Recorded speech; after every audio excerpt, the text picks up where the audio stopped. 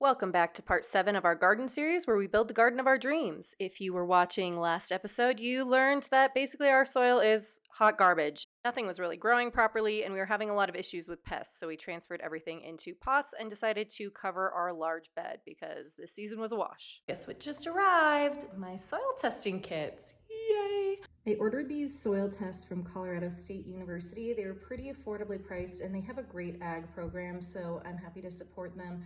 I'll drop more information about how to get these tests. Their website has a ton of information on how to get your soil tested, along with their information and all the other things that they test, which is quite a lot. Let's check it out. Very detailed instructions on how to take your soil samples and how to categorize them.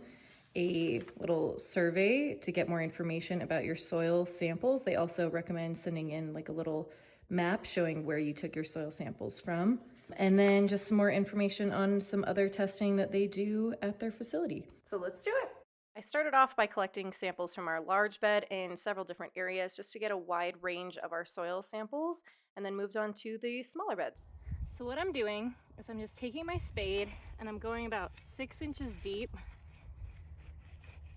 and pulling up a sample of soil, adding it to my bin, and then moving on to a different location. I've been kind of doing like a crisscross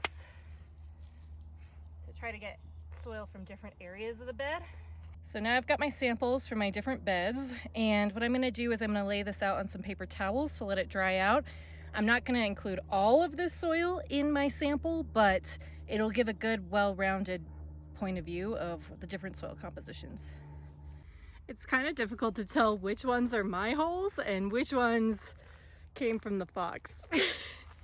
After I finished collecting my soil samples, I started spreading them out on paper towel lined trays and then put them in the sun to dry out for a while. I also went through my key and marked all the areas where I took samples, and now we're going to mix all of these different samples together once they're dry and put them in our little container. I've been drying out the soil in the sun all day for, I don't know, probably 6 to 8 hours now at this point. They're pretty dry. I mean, they were pretty dry to begin with because I stopped watering those beds a while ago. But like, I feel like they're good. You're not supposed to send in wet soil samples.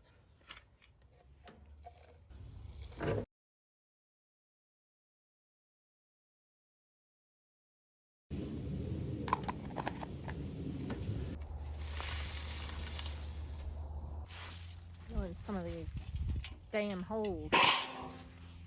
Now that our soil samples are ready to go and our forms are filled out, all that's left to do is ship it to the facility. Make sure you pack it really well and keep it in a cool space until you inevitably ship it off. I don't know when we'll get the results back, but when we do, you'll be the first to know. As always, thanks so much for watching, my friends. Please like and subscribe for part 8, where we reveal our soil test results, and follow along from our home and garden DIY.